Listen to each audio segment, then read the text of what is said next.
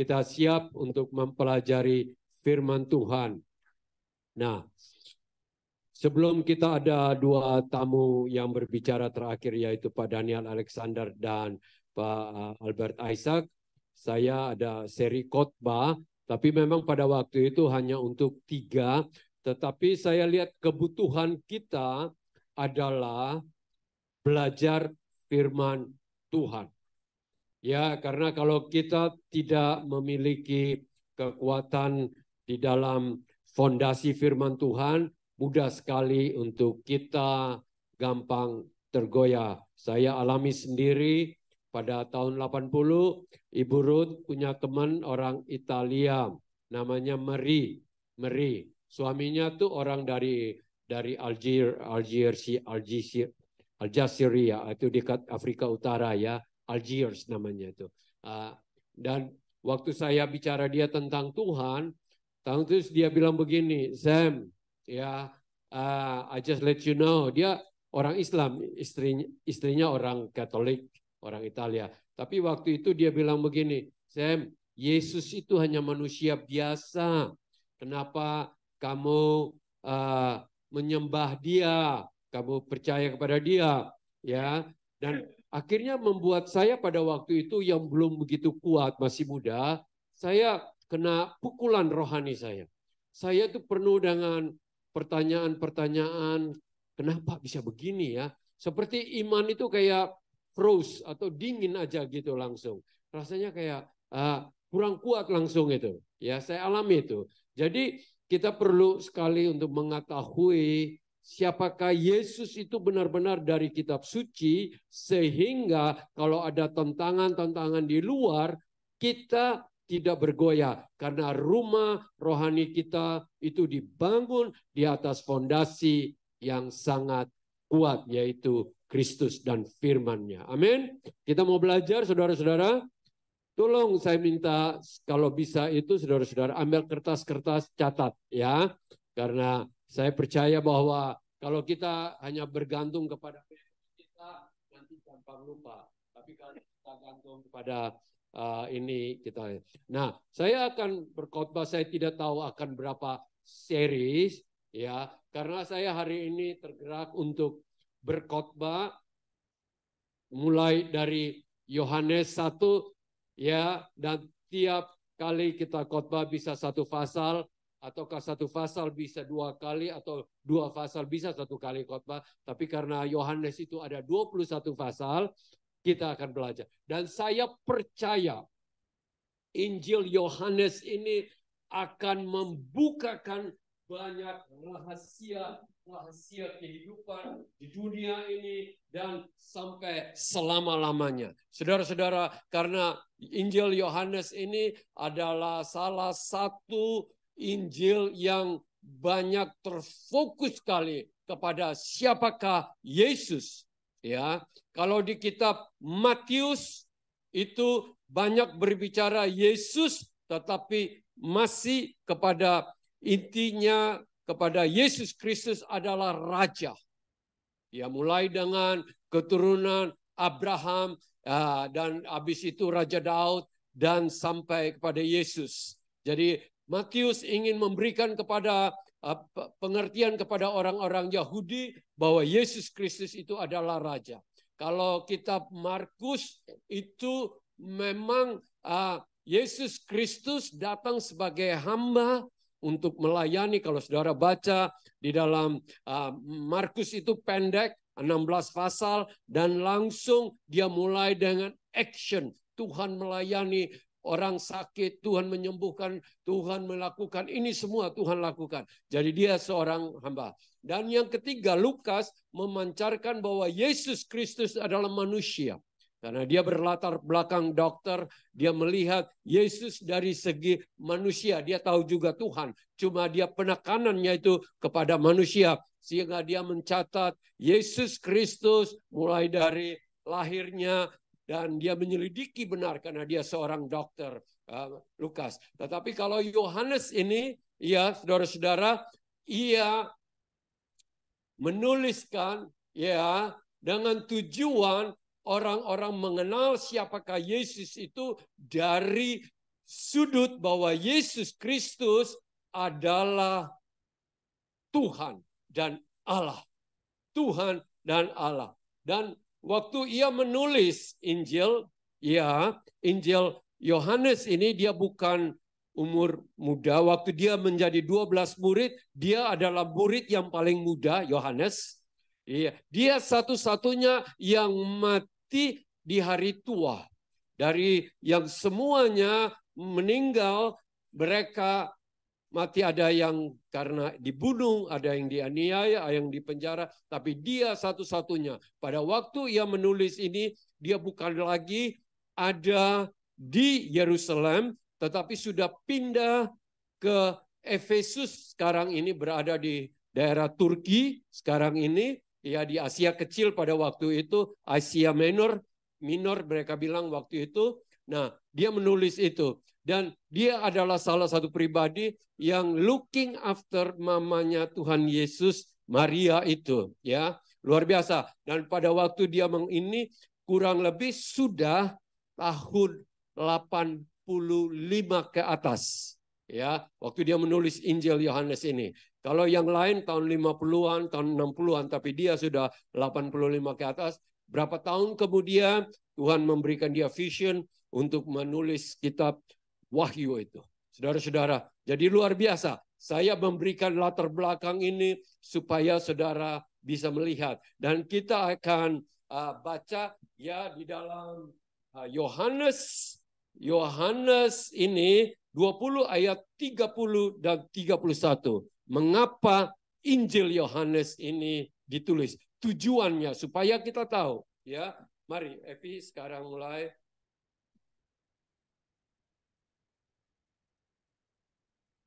Yohanes 20 ayat 31 supaya kita pelajari benar-benar, ya. Kita jangan sampai ketinggalan. Saya harap tiap minggu kita ada di sini, ya, bisa belajar dari apa yang Tuhan inginkan.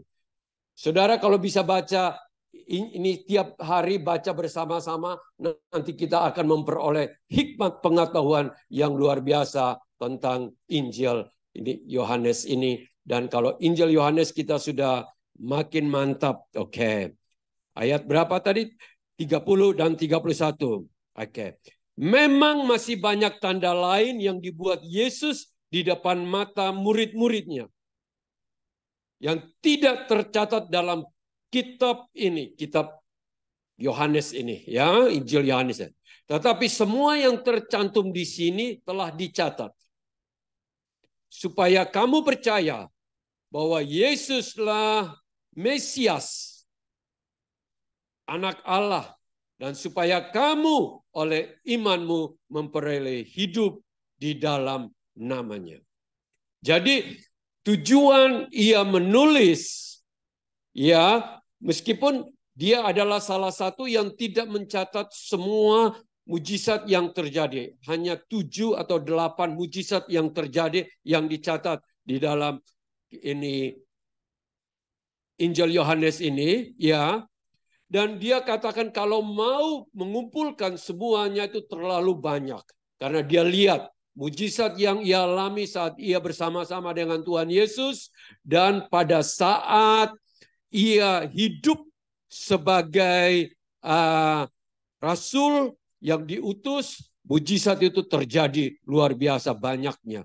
Ya, kita di sini kalau ada satu kejadian di mana kita bisa lihat satu orang yang lumpuh, yang seluruh hidupnya lumpuh, dengan sepatah kata dia lihat Tuhan Yesus menyembuhkan, Petrus menyembuhkan, dia katakan bahwa ini terlalu banyak. Jadi dia hanya bukukan dengan pendek. Tetapi semua yang tercantum ini adalah apa?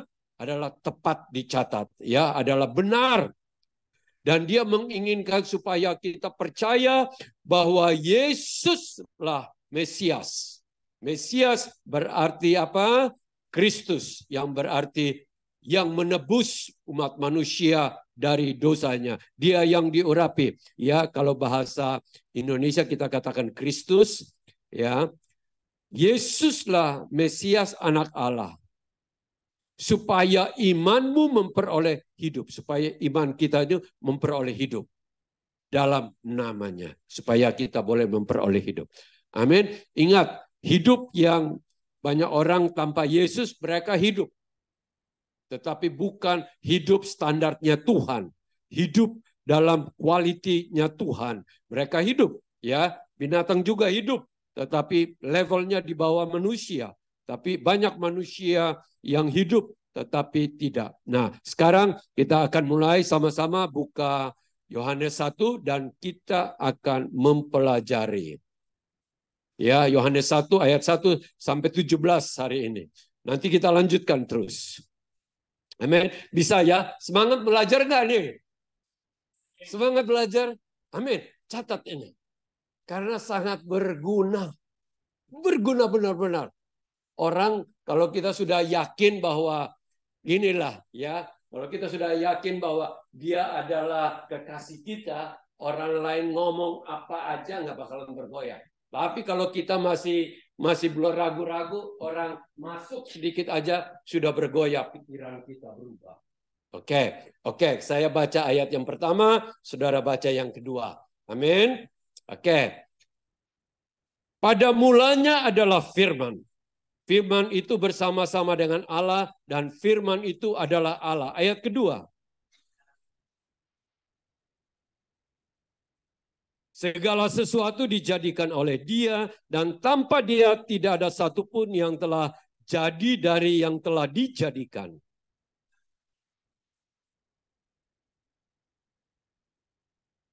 Terang itu bercahaya di dalam kegelapan dan kegelapan itu tidak menguasainya.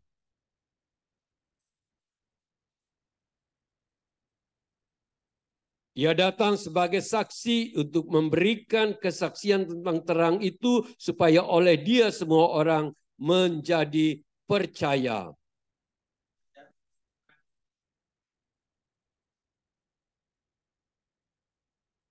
Terang yang sesungguhnya yang menerangi setiap orang sedang datang ke dalam dunia.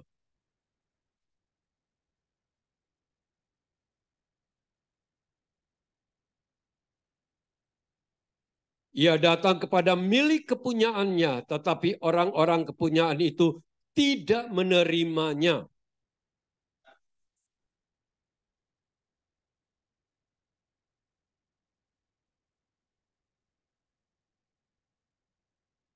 Orang-orang yang diperenakan bukan dari darah atau dari daging, bukan pula secara jasmania oleh keinginan seorang laki-laki, melainkan dari Allah.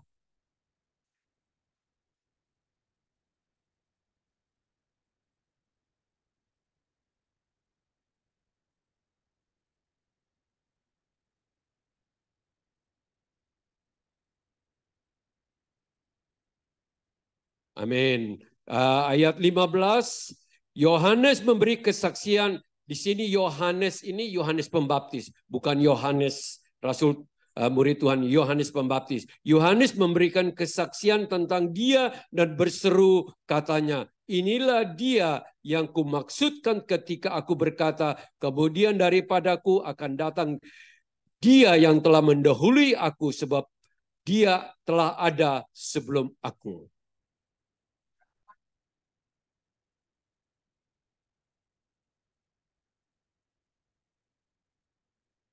Sebab hukum Taurat diberikan oleh Musa, tetapi kasih karunia dan kebenaran datang oleh Yesus Kristus. Ayat 18 kita sama-sama baca.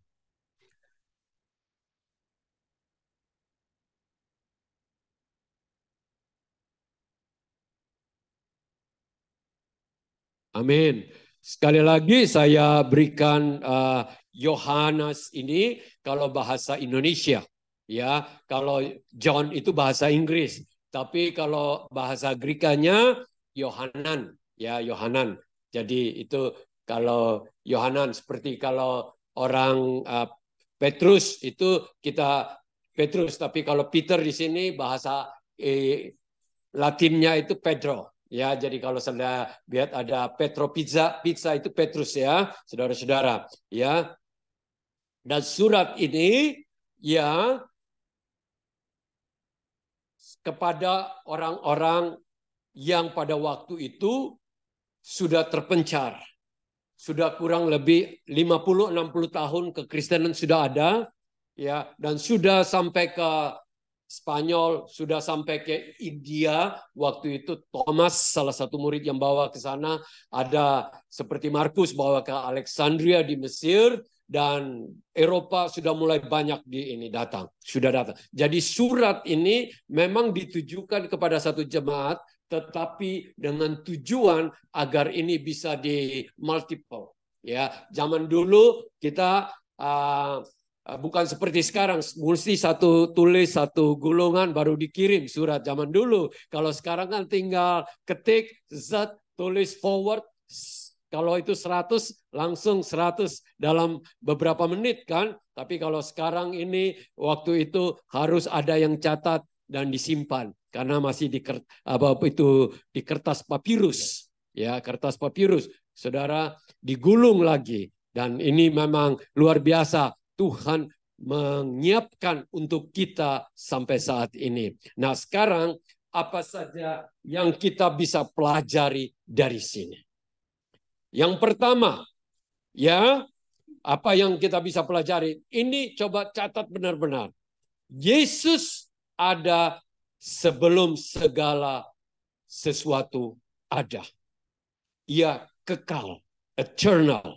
Ya, kita baca tadi Yohanes 1 dikatakan pada mulanya adalah firman. Pada mulanya ada. Jadi Yesus sudah ada sebelum segala sesuatu ada.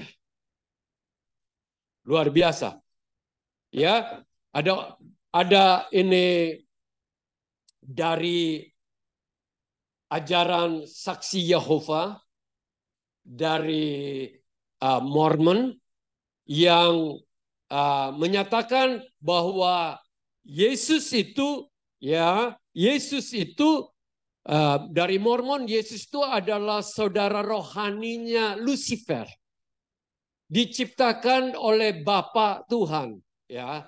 Padahal di sini dikatakan Yesus itu adalah firman dan koeksis.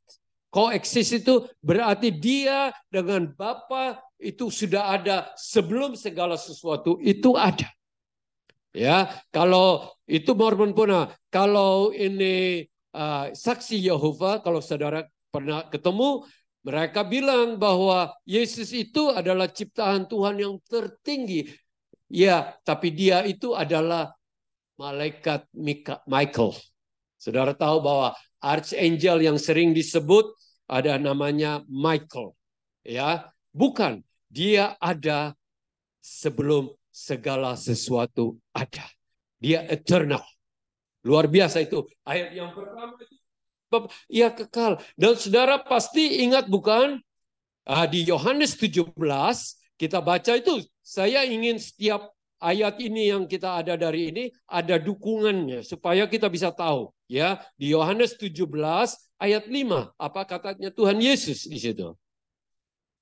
Oke, ini mesti percepat nih. Ya, ini bagian daripada doa Tuhan Yesus. Oleh sebab itu, ya Bapa, permuliakanlah aku padamu sendiri dengan kemuliaan yang kumiliki di hadiratmu sebelum dunia ada.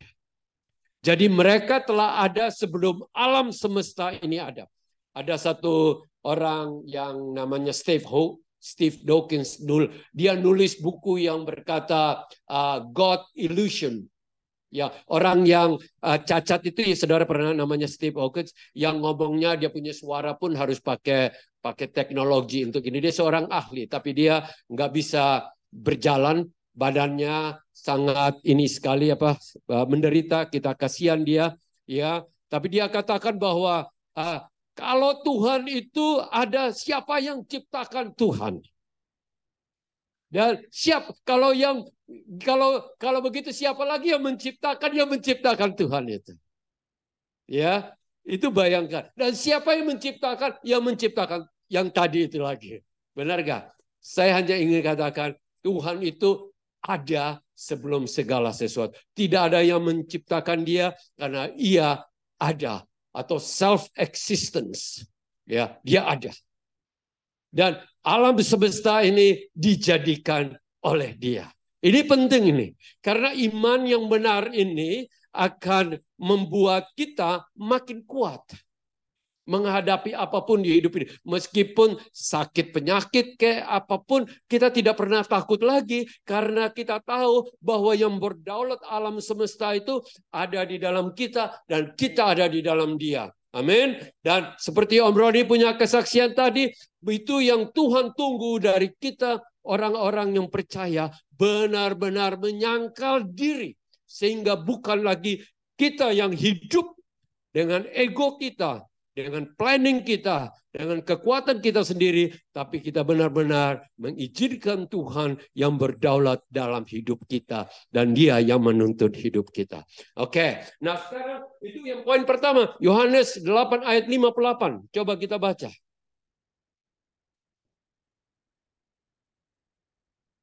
Yohanes 8 ayat 58. Catat-catat ya saudara supaya pintar ya. Karena saudara dipakai Tuhan menjadi murid Tuhan untuk mengajar orang lain. Jangan untuk diri sendiri aja. Harus pintar untuk kata Yesus kepada mereka. Aku berkata kepadamu, sesungguhnya sebelum Abraham jadi, aku telah ada. Jadi ini berdebat antara orang-orang Yahudi dan Tuhan Yesus. Dan pada satu titik Tuhan Yesus katakan bahwa sebelum Abraham ada, aku ada. Padahal orang Yahudi tahu itu nenek moyang mereka tuh sudah 2000 tahun sebelum Kristus. Ya sudah, kok bisa kamu belum umur di bawah 50, kok kamu sudah ada. Itu yang membuat mereka mau melempari dia dengan batu karena kenapa? Mereka anggap dia blasphemy. Ya, bahwa dia ini menyamakan dirinya dengan Tuhan orang Israel, Tuhan kita ini. Jadi dia mau dilempar. Padahal benar apa yang dikatakan Tuhan Yesus. Sebelum Abraham ada, aku ada. Kenapa? Karena dia yang menciptakan Abraham. Dia yang menjadikan, dia tahu perjalanan Abraham. Dia tahu. Dan dia katakan kalau Abraham tahu aku ada di muka bumi saat ini, dia so excited untuk melihat ini. Tapi orang-orang waktu itu tertutup mata mereka. Mereka tidak mengetahui siapakah Yesus itu sebelumnya. Amin. Oke. Kedua di sini, Yesus adalah firman. Ya, Yesus adalah firman. Firman itu adalah Allah. Ingat, Yesus itu adalah firman. Bahasa aslinya adalah logos.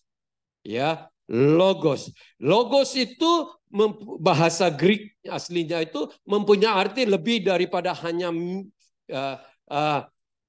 firman. Itu adalah prinsip. Itu adalah kekuatan. Itu adalah hikmat. Dan firman itulah Yesus itu sendiri. Saudara-saudara, ya. Dan firman itu yang tercatat, yang tertulis dalam skrip kita sebut Alkitab, ya, kitab suci. Itu yang tercatat, ya. Tetapi Yesus Kristus itu yang datang 2000 tahun yang lalu itu firman personified. Jadi menjadi person, menjadi pribadi, menjadi hidup yang berjalan. Dia adalah firman yang tercatat yang ada di depan kita, tapi yang personified adalah yang pernah berjalan di Galilea itu. Oke, saudara pernah ingat ini ya? Kita baca di Wahyu 19 ayat 13. Wahyu 19 ayat 13.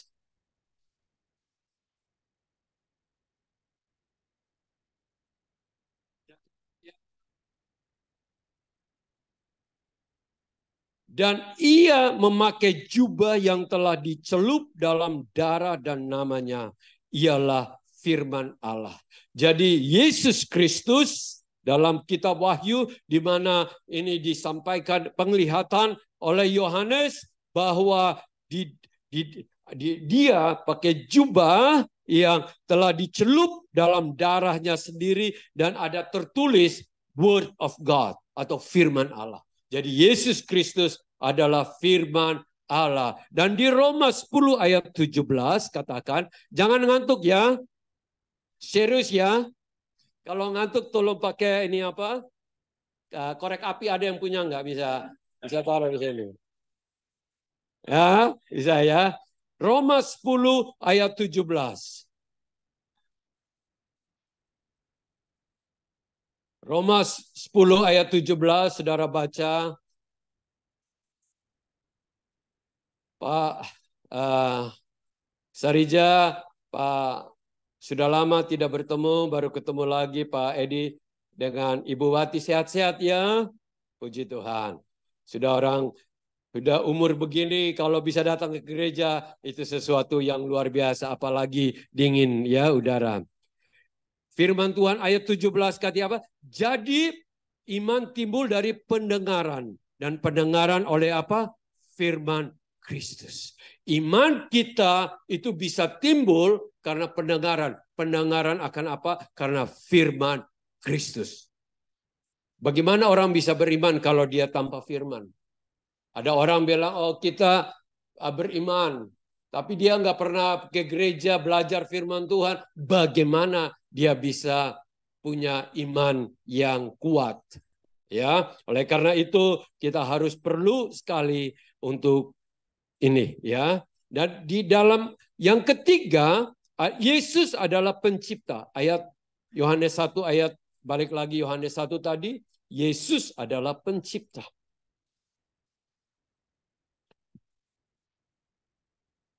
Segala sesuatu dijadikan oleh Dia dan tanpa Dia tidak ada satupun yang telah jadi dari segala yang dijadikan. Jadi ya, Yesus itu adalah pencipta. Jangan pikir itu orang Islam itu selalu menyerang kita. Oh, Yesus nabi yang baik. Ya, dia melakukan mujizat. Ya, tapi bukan pencipta, bukan Tuhan. Itu mereka punya alasan.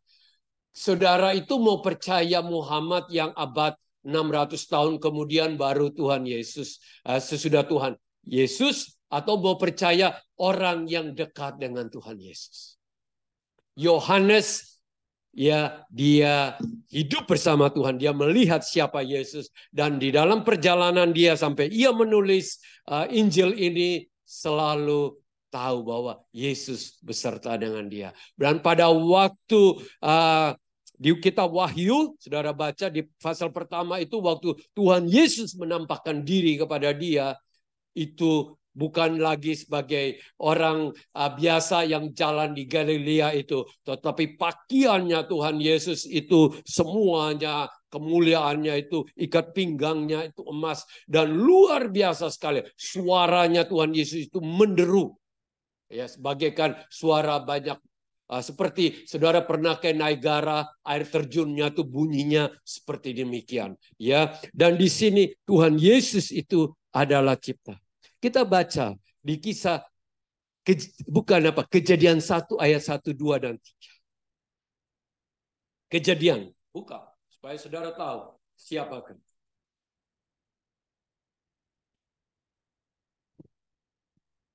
Sudah?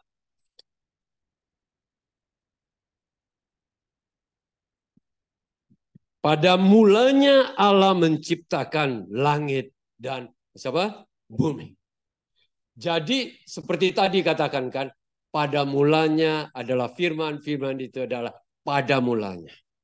Jadi in the beginning, sebelum segala sesuatu ada, Tuhan sudah ada, dan Tuhanlah yang menciptakan langit dan bumi. Jangan suka dengar itu para guru-guru di universitas, ini sangat menjadikan sekali. Kalau kita, anak-anak kita, fondasi mereka tidak kuat, meskipun sekolah minggu, kaum muda, tapi pada waktu ke universitas, banyak yang berubah. Mereka langsung tidak percaya. Kenapa? Karena dibombardir tiap hari bahwa there is no God. segala sesuatu yang ada di alam semesta ini terjadi dengan secara natural. Ya, itulah mereka. Ya, tetapi karena apa? Karena mereka bilang, oh, tidak bisa di-explain. Karena Tuhan itu kamu tidak bisa explain bahwa Tuhan itu ada. Ya, dan seorang profesor namanya John Lennox, ya, dia ini seorang mathematician yang jago di Cambridge University. Dia satu waktu bertemu dengan satu orang, ya, langsung orang bilang, oh, you look like a Christian, gitulah, ya. Terus, ya benar saya Kristen. Kenapa kamu bisa lihat ini? Dari gaya ngomongmu, cara memperlakukan orang, kamu orang Kristen. Oh baik. Cuma dia bilang, saya tahu you mathematician terkenal, ya. Kenapa you bisa percaya adanya Tuhan? Terus John Lennox itu kasih tahu ke dia, kamu juga orang pintar. Kamu katakan bahwa ini ya Tuhan itu tidak ada. Itu sebenarnya kamu sendiri yang bodoh, dia bilang. Ya. Kamu seorang ahli juga, kamu tolong terangkan ke saya apa itu tenaga. Ya, apa itu tenaga? Dia pikir-pikir, I cannot explain. Loh, kamu enggak explain, tetapi kamu pakai dan kamu percaya bahwa tenaga itu. Benar kan? Iya, itu masih dia. Kalau saya pernah ketemu dengan satu orang, kamu punya otak enggak? Saya biasa bilang begitu. Punya. Kamu pernah lihat otakmu enggak? Enggak pernah lihat. Kok percaya dia ada? Gitu. Benar kan? Ini guru aja lah, guru-guru. Tetapi yang dibicarakan oleh Profesor John Lennox itu katakan bahwa bukan berarti apa yang tidak kita dapat explain itu tidak ada. Benar kan?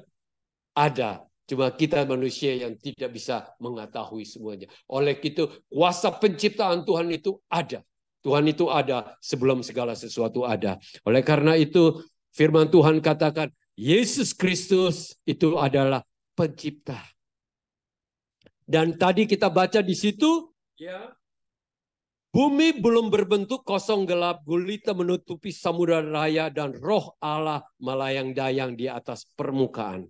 Berarti apa? Ada tadi Allah Bapa, di situ ada roh Allah. Dan berfirmanlah Allah, jadilah terang. Firman inilah yang menciptakan.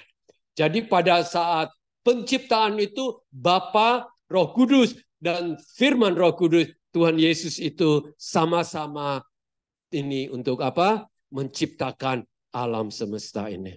Saudara, saya suka ikutin itu tentang discoveries, tentang alam semesta.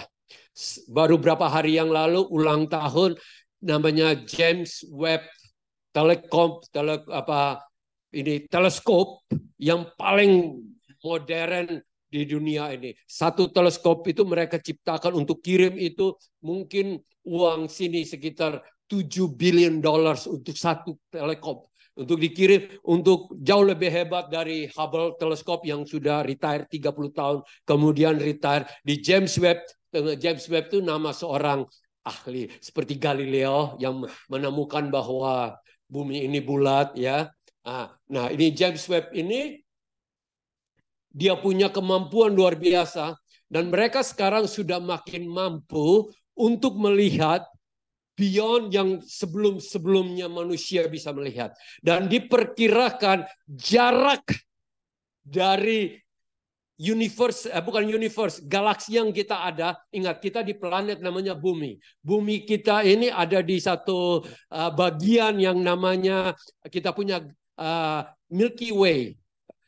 Galaksi Milky Way. Tetapi Milky Way ini kita ini solar system kita, ini matahari kita yang panas begitu, itu hanya satu bagian daripada sistem planetary yang ada di dalam galaksi kita yang bernama Milky Way ini. Dan Milky Way ini dari ujung ke ujung itu besarnya. Nanti kalau saudara mau lihat, saudara pergi daerah yang paling gelap, saudara malam-malam lihat, itu hanya baru melihat sebagian daripada ya, yang Milky Way, galaksi ini.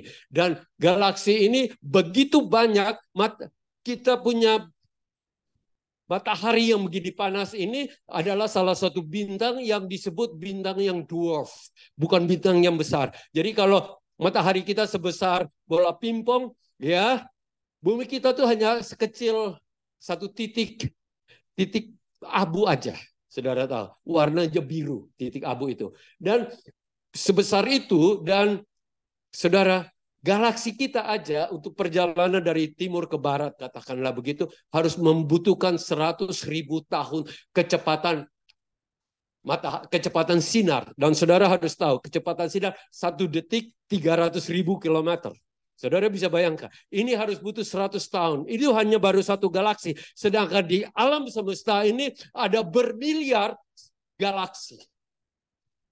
Saudara bisa bayangkan berapa besarnya saudara. Kita punya kecil begini aja. Hanya mau terbang ke Eropa harus butuh kurang lebih 20 jam lebih. Benar kan? Saudara harus begitu tahu. Oleh karena itu, kalau saudara pikir untuk semua, saudara harus percaya untuk memiliki pengetahuan semua tentang Tuhan, itu salah. Kenapa? Karena ada seorang ahli bilang, kalau Tuhan itu dapat saya mengerti semua, dia lebih kecil dari saya. Berarti dia bukan Tuhan. Tetapi Tuhan itu terlalu besar untuk kita mengerti. Oleh karena itu kita disuruh untuk apa? Percaya. Ya, amin. Terlalu besar. Dan saya hanya ingin katakan, firman Tuhan katakan, itu semua sudah disediakan bagi kita. Saya so excited hanya pergi ke New Zealand aja, lihat itu gunung-gunung yang indah. Dan nanti saudara akan lihat segala sesuatu yang belum saudara akan lihat sebelumnya. Tapi harus jaga sampai garis akhir. Amin. Garis sampai akhir. Baru bisa termasuk di dalam bilangan anak-anak Tuhan yang Tuhan terima. Jangan karena masalah dikit atau kesenangan dunia sedikit sudah mundur, ya, sudah mulai mundur. Jangan, saudara rugi sendiri. Karena apa? Ada saudara, tidak ada saudara, Tuhan tetap Tuhan. Oke? Tetapi kalau kita tanpa Tuhan, kita memble bahasa Inggrisnya. Benar kan? Ya, benar nggak? Benar nggak?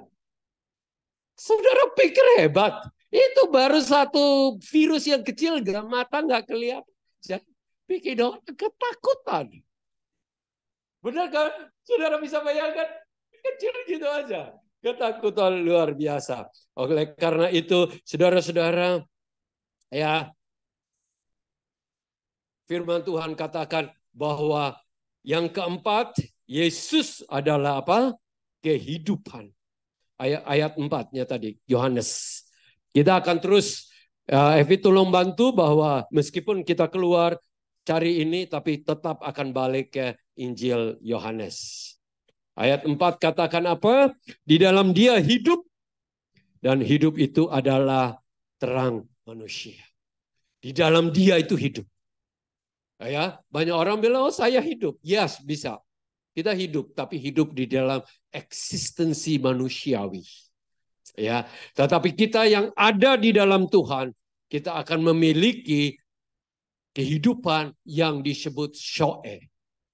Ya, kehidupan yang berkualiti divine. Berkualiti divine. Divine itu artinya ilah, ya, ketuhanan, ya, ada roh Tuhan di dalam hidup kita. Nah, kita bisa hidup sama seperti satu orang yang hidupnya seperti binatang. Saudara perhatikan aja di muka bumi ini. Saudara perhatikan aja, ya. Mereka tidak memiliki standar. Mereka ya memiliki hanya kehidupan yang sekarang ini, saudara tahu nggak? Putin itu yang kadang-kadang dia pakai salib ini itu semua omong kosong, ya. Itu hanya camouflage. Dia itu tidak memikirkan tentang rakyatnya, tentaranya tuh mati, anak muda-muda itu mati berpuluhan ribu. Ya. Dan dia juga apalagi dia nggak pusing tentang Zelensky punya, yang Ukraine punya, benar nggak? Dia tembak terus aja. Ya. Jadi yang dia mikirkan bagaimana dia bisa survive. Bagaimana dia bisa hidup. Benar kan? Tapi kalau kita anak-anak Tuhan, kita seperti Tuhan Yesus Kristus. Dia mati supaya kita hidup. Luar biasa kan bukan? Inilah kita makin dekat dengan standar kehidupan yang tinggi. Dan itu adalah terang manusia.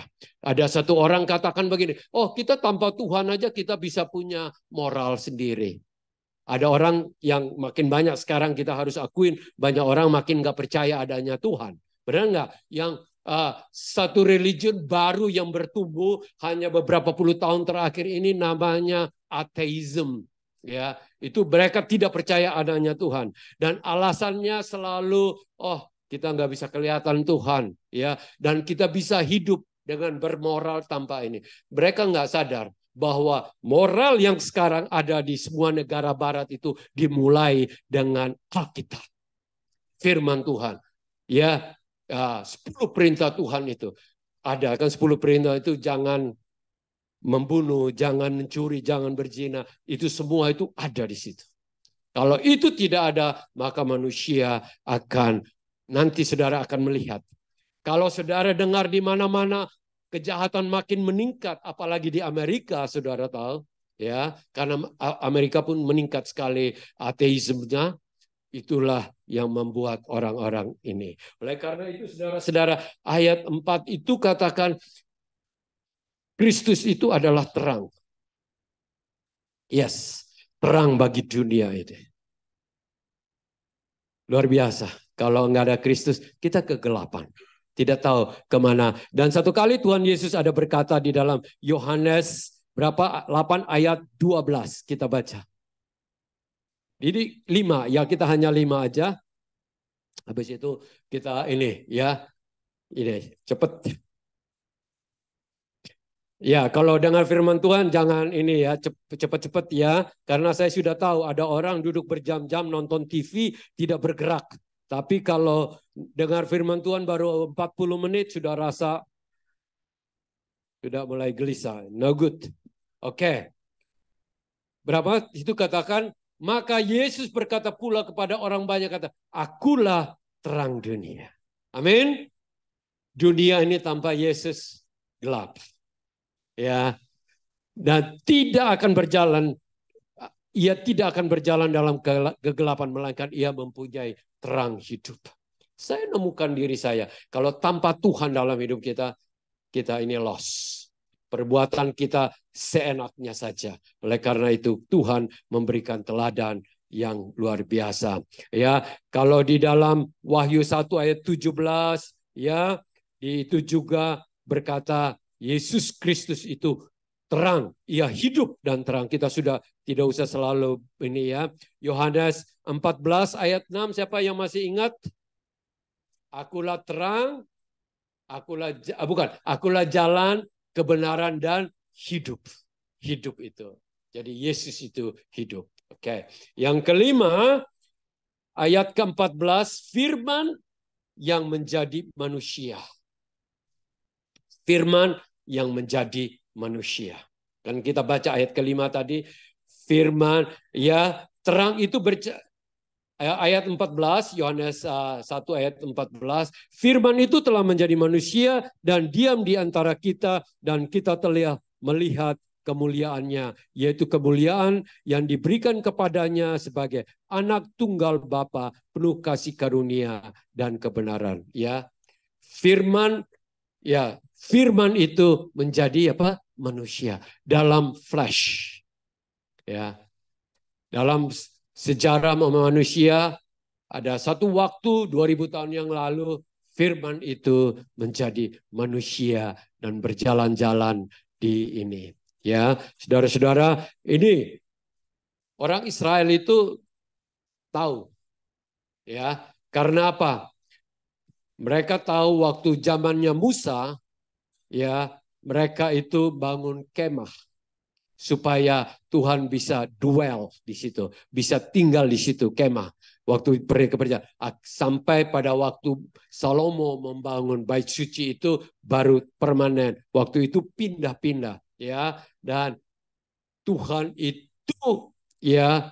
itu ada di kemah tempat orang-orang berkumpul untuk menyembah Tuhan. Ya, dia ingin hadir.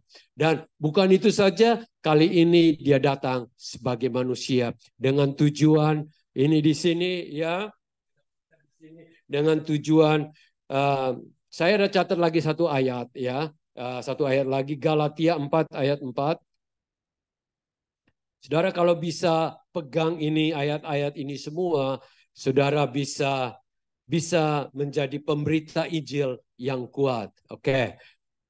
Tetapi segala genap waktunya maka Allah mengutus anaknya yang lahir dari seorang perempuan dan takluk kepada hukum Taurat. Ya, jadi firman menjadi manusia tepat pada waktunya.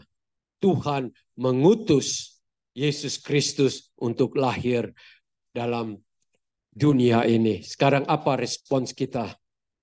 Ya, apa respons kita? Tolong saya catat ayat 10. Dunia tidak mengenalnya, tetapi kita mengenalnya. Amin. Ayat 11. Dunia tidak menerimanya, tapi kita menerimanya. Dan kita yang ayat 12 katakan, kita yang menerimanya diberi kuasa menjadi anak-anak Allah. Ingat, semua manusia adalah anak manusia. Tetapi kalau kita untuk mau menjadi anak Allah, status kita harus menerima Sang Pencipta itu di dalam hidup kita. Status kita berubah, bukan saja manusia, tetapi kita menjadi apa? Anak Allah. Seperti begini, kasih contoh. Ya, satu orang datang dari Indonesia, dia orang Indonesia. Tapi sebelum dia menjadi orang yang permanen Australia, dia adalah orang Indonesia. Tapi kalau dia menerima atau pemerintah menerimanya, ya dia diberikan otoritas sebagai permanen Australia. Saudara semua pasti laluin itu semua, bukan? Kita laluin ya. Dulu kita orang Indonesia, tapi waktu kita menerima, kita ada hak sebagai anak-anak Australia. Amin. Begitulah dengan Tuhan. Ya, semua kita manusia, ya, lahir manusia. Firman Tuhan katakan kita ini bukan anak-anak Tuhan kecuali kita sudah menerimanya dulu. Jadi oleh karena itu saudara-saudara kita harus menerima dia. Menerima hidup itu. Karena kalau kita tidak menerima firman yang hidup itu yang menjadi manusia, kita ini semua aja ini. Ingat loh, satu orang sudah ke gereja bukan berarti dia sudah menerimanya. Saya menemukan banyak orang hanya ke gereja karena itu hari Minggu, atau karena itu adat istiadat, atau karena teman. Tetapi kita harus benar-benar yang paling utama kita menerima Tuhan Yesus Kristus. Ya, ayat 16 dan 17 katakan dia inilah yang memberikan kita kasih karunia demi kasih karunia. Grace makin luar biasa. Ingat, Musa memberikan apa?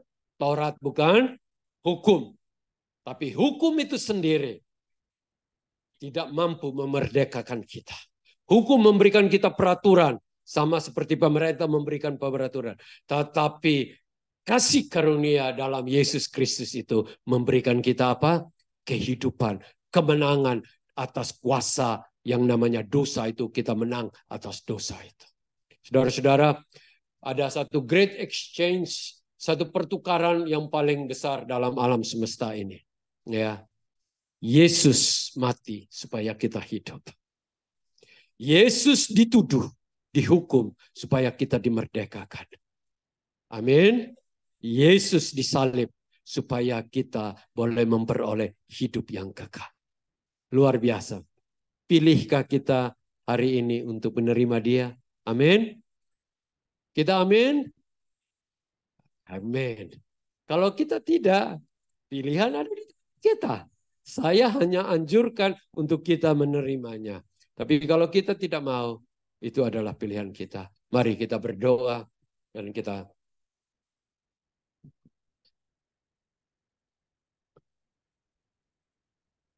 Bapa Surgawi, oleh firman-Mu, rencanamu, kami boleh mempelajari siapakah Yesus Kristus. Biarlah ini membangun hidup kami. Dan kami hari ini, kami rindu untuk menerimanya. Barang siapa yang rindu menerimanya, mari kita sama-sama angkat tangan. Tuhan, kami mau menerima Engkau. Karena Engkau adalah pencipta kami, Engkau adalah firman yang hidup, dan Engkau adalah segalanya. Kami tidak bisa hidup tanpa Engkau, ya Tuhan. Kami boleh hidup sebagai manusiawi, tetapi untuk mengerti akan kebenaran-Mu, kami rindu hidup di dalam Engkau. Kami rindu untuk menjadi anak-anak-Mu.